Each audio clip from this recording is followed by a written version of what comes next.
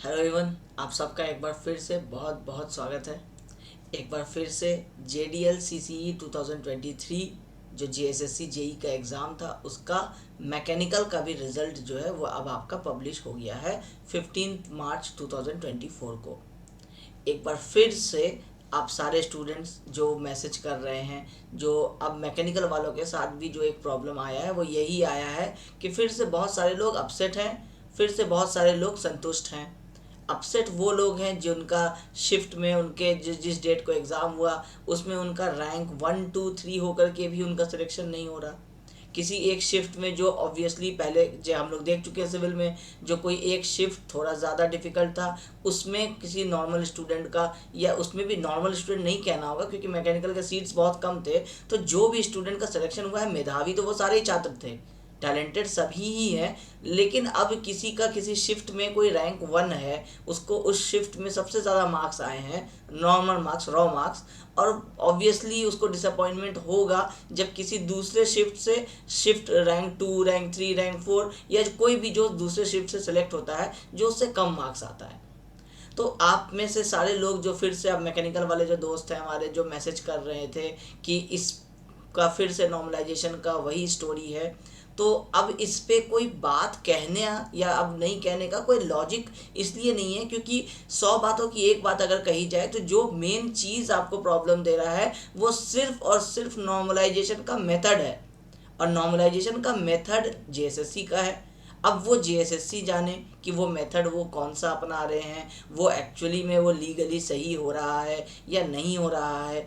इसके अलावा बाकी किसी भी पॉइंट्स को अभी रेस करना, ये एक बार सिविल में भी हम लोग कर चुके हैं, फिर मैकेनिकल में भी इसी बात को वापस से रेस करना। तो इसीलिए अब क्योंकि अब सबको इंडिविजुअली रिप्लाई करने से अच्छा है कि एक वीडियो बना के कुछ बेसिक पॉइंट्स समझा देते हैं, ताकि ये कि अब कभी तो इस चीज़ को एंड करना पड़ेगा ना।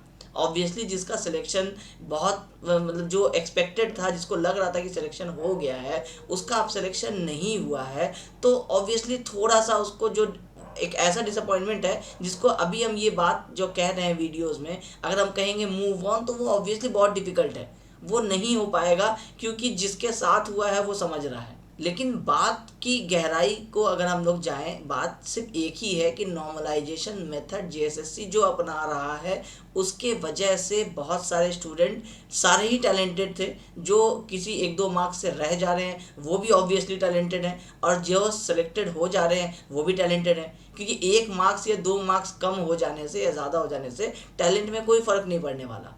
ऑब्वियसली लक एक फैक्टर होता है कॉम्पिटिटिव एग्जाम में, आपका लक, आप बहुत टैलेंटेड होकर के भी उस दिन आपका लक नहीं होगा तो आपके बहुत सारे क्वेश्चंस ऐसे रॉन्ग हो जाएंगे जो आपका नॉर्मल दिनों में वो आपका बेस्ट पेपर हो सकता है, लेकिन एग्जाम में कई बार क्वेश्चंस रॉन्ग हो जाते हैं, एक प्रेशर सिचुएशन हो सकता है, लक फैक्टर हो सकता है। तो इसलिए वो डिसअपॉइंटमेंट उन लोगों को होगा, मेरा ये कहना अभी बहुत गलत होगा उन लोगों को कि आप मूव ऑन कर जाइए, उनको थोड़ा टाइम लगेगा इन चीज़ों को एडजस्ट करने में।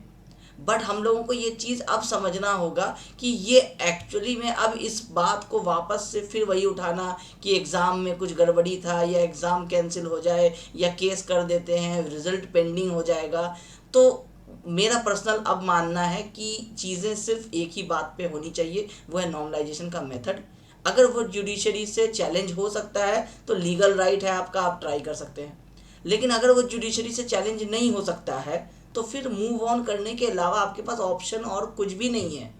आप क्या कर सकते हैं, आपके पास इकलौता जो ऑप्शन होता है वो होता है जुडिशरी। अगर जुडिशरी जो जज आपके हाई कोर्ट के हैं या सुप्रीम कोर्ट के, आप जो भी आप जिसको सुपीरियर अभी समझ रहे हैं अपने सिचुएशन में, अगर वो जज उसको कंसिडर नहीं कर रहे हैं तो फिर आपके पास अभी as a citizen of India आपके पास सबसे बेस्ट चीज़ यही है कि आप उन चीज़ों पे आप सेटिस्फाइड हो जाए जब जज कहेंगे कि ये रिजेक्ट कर देते हैं किसी भी रीज़न से, या वो अगर आपको इंसाफ नहीं दिला पाते हैं, इसका मतलब है कि फिर इन चीज़ों को आप कॉन्स्टिट्यूशन ऑफ इंडिया के हिसाब से ही तो पुट कर सकते हैं ना। तो अब उसके हिसाब से आप सोच रहे हैं कि नॉर्मलाइजेशन को चैलेंज किया जा सकता है। इसके अलावा बाकी जितनी भी बातें हो रही हैं वो सारी बातें बेबुनियाद हैं। कुछ अपना पर्सनल गुस्सा हो सकता है लोगों का, कुछ है कि अब क्योंकि सोशल मीडिया है, टेलीग्राम है, यूट्यूब है, तो सबके अपने अपने पॉइंट्स हैं, फेस किसी का नहीं आता है तो इसीलिए लोग कुछ भी अपने पॉइंट्स रख देते हैं। बट अगर इसको अब एक ख़त्म किया जाए अगर इस सारे टॉपिक को किसी एक चीज़ पे, तो वो यही है कि सिर्फ जीएसएससी का नॉर्मलाइजेशन फॉर्मूला समझ से परे है। लास्ट टाइम भी हम बोले थे तो उस पर बहुत सारे इश्यूज हुए, बहुत सारे कमेंट्स आप लोगों को राय देने के लिए कहे थे, तो राय में इतने सारे राय आए और इतने तरीके के राय आए कि वो तो आप सारे अभी भी कमेंट्स में जाके देखेंगे तो आपको पता चल जाएगा कि क्या हुआ है उसमें। तो जब हम ये बात बताए फिर उसके बाद आपको टेक्स्ट बुक जो आपकी बहुत जानी मानी आपके नाम है, तो टेक्स्ट बुक के भी आपके यूट्यूब चैनल पे आपको ये अपलोड हुआ, यही वाला मैटर। बाईजूस के भी उस पर यही अपलोड हुआ। बहुत सारे कैंपेन चले, बहुत सारे लोगों ने मास उसमें रिपोर्ट मरवाया। सारे जो इन्फॉर्मेशन आप सोचते हैं कि कहीं डिस्कस हो रहा है, ऑब्वियसली वो हम तक भी पहुंचता है। बहुत सारे हमारे भी फ्रेंड्स हैं, हमारे जूनियर्स हैं जो सेलेक्ट हुए हैं, जो आप ही के ग्रुप्स में हैं, तो वो भी बताते हैं कि कुछ इस तरीके से प्लानिंग हो रही है, टाइम अलॉट करके स्पैमिंग करवाया गया है कि रिपोर्ट्स मारा जाए। यहाँ तक कि सिर्फ मेरे भी यूट्यूब चैनल के वीडियो पे नहीं, बहुत सारे यूट्यूब चैनल पे भी ये चीज़ किया गया। तो इन सब चीज़ें, ये सारी चीज़ें क्या है, ये सारी बचकाना हरकतें हैं। इनसे कोई फ़ायदा और नुकसान नहीं होने जा रहा है। ना मेरे यूट्यूब के वीडियोज़ हटे, ना आपके स्पैम करने से हमको कोई नुकसान होने जा रहा है। तो इस तरह की चीज़ों का तो कोई मतलब नहीं है, उल्टा आप अपना नुकसान ज़रूर कर लेंगे। क्योंकि मेरे वीडियो अगर हट जाता तो पक्का मेरे तरफ से भी तो कुछ लीगल एक्शन होता ना। तो जब मेरी तरफ से लीगल एक्शन होता तो वो आपको बहुत ट्रबल करता। तो इसलिए इस तरह की चीज़ों पे नहीं जाते हैं, कोई थ्रेट नहीं दे रहे हैं। लेकिन एक बात है कि एज अ मेच्योर पर्सन आप भी अब क्योंकि क्वालिफाइड हो गए हैं, आप अपने जॉब कर रहे हैं, हम भी ऑब्वियसली पार्टिकुलर आपसे सीनियर हैं, बहुत सारी चीज़ें ऐसे हैं जो आपसे ज़्यादा चीज़ें दुनिया में देख रखे हैं। तो अब क्योंकि अब कोई सेलेक्टेड है और कोई नॉन सेलेक्टेड है, उसके वजह से आप कुछ दूसरे डायरेक्शन में सोचने लग जाएंगे, तो ये ऐसा नहीं होता है। बहुत सारी बातें हैं जो हम ऑन कैमरा नहीं कह सकते हैं। तो इसीलिए पॉइंट ऑफ व्यू रखने की आज़ादी है। मेरा अब पॉइंट ऑफ व्यू ये है जो हमको अब दिख रहा है, क्योंकि अगर टोटल 1500 स्टूडेंट सेलेक्ट हुए हैं, हम कह रहे हैं कि अगर इसमें आप डाउट भी अगर आप क्रिएट करते हैं, बहुत सारे स्टूडेंट्स को डाउट हो रहा है सिलेक्शन प्रोसेस पे, वो उन सबका अपना ओपिनियन है, सबका अपना पॉइंट ऑफ व्यू है। तो अगर 1500 में से 300 भी स्टूडेंट ऐसे हैं जो ईमानदारी से सेलेक्ट हुए हैं, जो ईमानदारी क्या, जो हम लोग जानते हैं, जो स्टूडेंट किसी और तरीके से नहीं जा सकते हैं किसी एग्ज़ाम्स में, वो स्टूडेंट ऐसे हैं जिन्होंने पूरी ज़िंदगी पढ़ाई की है, वो डिज़र्व करते हैं। बहुत सारे मेरे जानने वाले स्टूडेंट्स हैं जो डिज़र्व करते हैं और उनका सिलेक्शन हुआ है। तो इसलिए इसके मेथड पे क्वेश्चन करना कि जीएसएससी का एग्ज़ाम में कुछ प्रॉब्लम है, तो जिस चीज़ों का कोई बैकअप नहीं है वो सारी बातें करनी नहीं चाहिए, पहला। दूसरा कि मेरा अपना मानना है कि जब 1500 में अगर हम 300 को भी जानते हैं जो सिलेक्ट हुए हैं, तो ऑब्वियसली वो 300 स्टूडेंट अपनी मेहनत पे सेलेक्ट हुए हैं। अब चाहे उनका 28 को एग्ज़ाम हो गया, चाहे उनका 4 को एग्ज़ाम हो गया, 6 को एग्ज़ाम हो गया, वो उनका लक।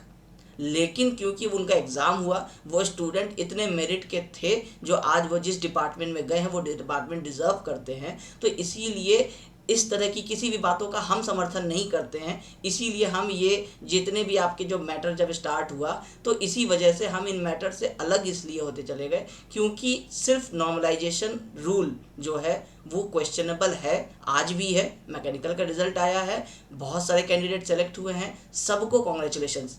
आप सारे ही जो स्टूडेंट सेलेक्ट हुए हैं सब डिज़र्व करते हैं। जो मेहनत, सारी चीज़ें हम लोग भी अब फॉलो कर रहे हैं, देख रहे हैं, जो मेहनत आप लोग किए हैं रिज़ल्ट निकलवाने में हो, चाहे फिर आप लोगों का जो भी इश्यूज़ आप लोग रेज़ किए हैं, ट्विटर कैंपेन किए हैं, वो ऑब्वियसली ये सारी चीज़ें सराहनीय हैं। लेकिन रह जाता है डाउट में normalisation process. Doubt in the sense कि आखिर बहुत सारे स्टूडेंट्स हैं ना, सारे इंडिया में कोई ना कोई एग्ज़ाम दे रहे होते हैं, सब लोगों ने नॉर्मलाइजेशन देखा है। ऐसा तो नहीं है कि सिर्फ जो सेलेक्ट हुए उन्होंने ही नॉर्मलाइजेशन देखा है। तो नॉर्मलाइजेशन पे क्वेश्चन उठ रहा है, टेक्स्ट बुक कंपनी उठा रही है, बाईजूस उठा रही है, हम तो बहुत छोटे से आदमी हैं। तो ये तो हर एक आदमी इस पे डाउट रेज करेगा, मगर क्वेश्चन ये नहीं करेगा कि ये गलत है। वो जुडिशरी से जाके कहता है कि ये सही है या गलत है, चेक कर लो। अगर जुडिशरी कहती है, अब तो सुनने में भी ये भी आया है कि केसेस हो चुके हैं, अब किन टॉपिक्स पे केसेस हुए अभी फ़िलहाल उसका इन्फॉर्मेशन नहीं है कि केस का जो मेन पॉइंट बनाया गया वो क्या बनाया गया। मेरा रास्ता दूसरा लेने का जो रीज़न था वो यही था कि केस को बहुत सारे ऐसे स्टूडेंट्स हैं जिनकी नाराज़गी थी, जो केस को कैंसिल करवाने के लिए जो एग्ज़ाम को परेशान थे। तो इस तरीके से अगर वो 300 स्टूडेंट भी जो एक्चुअली में सिलेक्ट हुए हैं, जो डिजर्विंग है, तो उनका नुकसान हो जाए, वैसा काम हम उसे, ऐसे किसी काम को हम सपोर्ट नहीं करते। इसीलिए अभी मेरा रास्ता अलग है।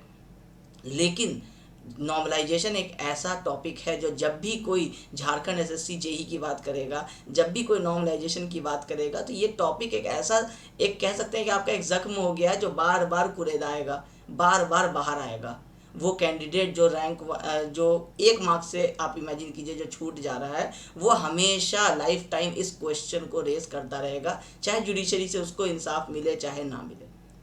तो मेरा अब पर्सनल जो ओपिनियन है, जो अब क्योंकि आप लोग बातों को सुनते हैं, आप लोग पूरे वीडियोस को एंड तक देखते हैं, बात की गहराई को समझते हैं, तो मेरा अब आपसे ये कहना होगा कि जाने दिया जाए अब चीज़ों को। क्योंकि अब बहुत आप देख रहे हैं, अब सिविल का रिजल्ट भी आ गया, इलेक्ट्रिकल, मैकेनिकल, बहुत सारे स्टूडेंट्स ज्वाइन कर रहे हैं। टेलीग्राम ग्रुप पे आर्ग्यूमेंट चल रहा है कि कौन डिजर्विंग है, कौन नॉन डिजर्विंग है। एक्चुअली में वो सारे ही डिजर्विंग है जो 1 मार्क से चूके हैं और जिनका सिलेक्शन हुआ है। नॉन डिजर्विंग वो हैं जो बहुत सारे मार्क्स से चूक गए हैं। तो वो सारे स्टूडेंट्स नॉन डिजर्विंग नहीं कह सकते हैं, बट क्योंकि वो इतने दूर रह गए हैं कि उनको पर्सनली अब ये समझना तो पड़ेगा ही कि ये एग्ज़ाम एक्चुअली उनका ख़राब चला गया है। हो सकता है वो भी बहुत टैलेंटेड होंगे, लेकिन एग्ज़ाम ख़राब हो गया है, चीज़ों को एक्सेप्ट करना पड़ेगा, आगे बढ़ना पड़ेगा। जो स्टूडेंट्स 1-2 मार्क्स से चूके हैं, ऑब्वियसली उनको बहुत बुरा लगेगा, बट क्योंकि अब इस सारे चीज़ों को कहीं तो एंड करना पड़ेगा ना। अब लाइफ में बहुत सारे लोग टेलीग्राम ग्रुप में ये भी आ रहा था कि मूव ऑन करने के लिए कह रहे हैं।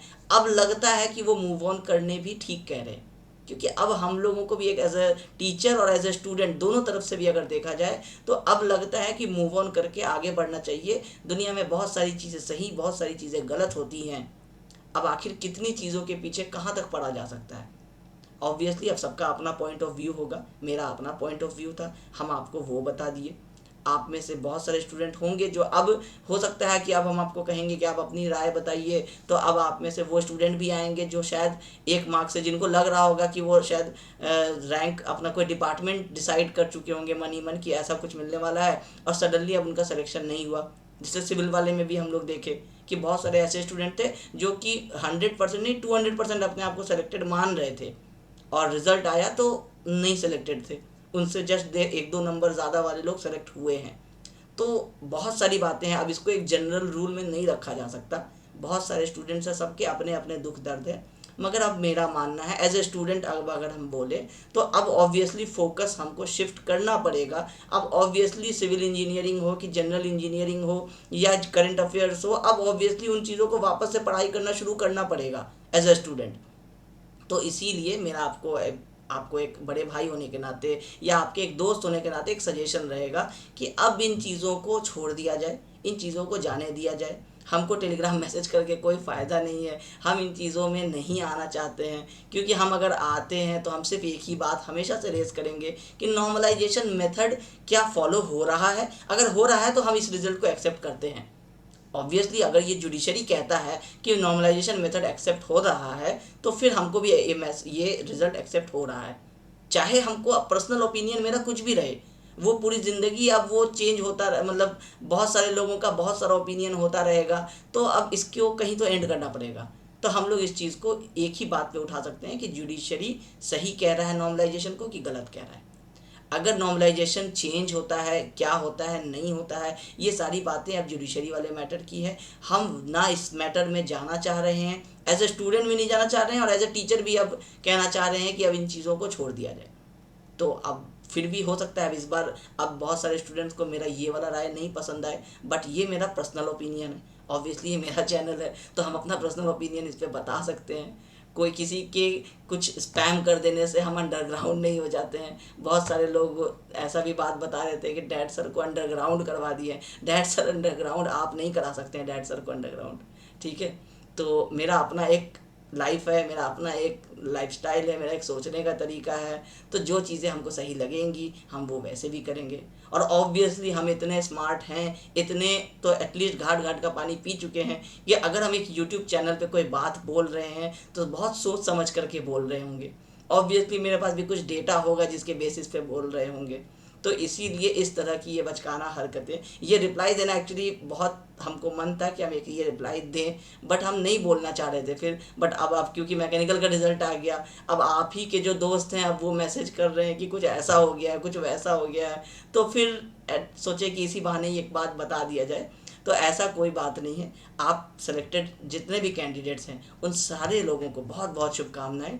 कल आपका रिज़ल्ट आया है, ऑब्वियसली अभी आपकी खुशी जो है वो आप एक्सप्लेन नहीं कर पा रहे होंगे, आप लोग एंजॉय कीजिए। जो सेलेक्ट नहीं हो सके हैं बहुत अनफॉर्चुनेट है, बहुत सारे ऐसे कैंडिडेट्स हैं जो जान रहे हैं हम लोग कि बहुत अच्छे स्टूडेंट्स हैं, कोई बात नहीं, होपफुली कोई और एक ऐसा जॉब होगा जो आपके लिए रखा हुआ होगा। अब इससे ज़्यादा अभी क्योंकि और कोई सेटिस्फेक्शन के लिए मेरे पास और कुछ भी नहीं है जो हम आपको आपको कंसोल कर सके कुछ कह करके। उम्मीद करते हैं आपको मेरी ये राय पसंद आएगी। लाइफ में मूव ऑन करना ज़रूरी है, तो हम लोग भी अब इस चीज़ को, इस चैप्टर को अब यहाँ पे एंड करते हैं। Thank you.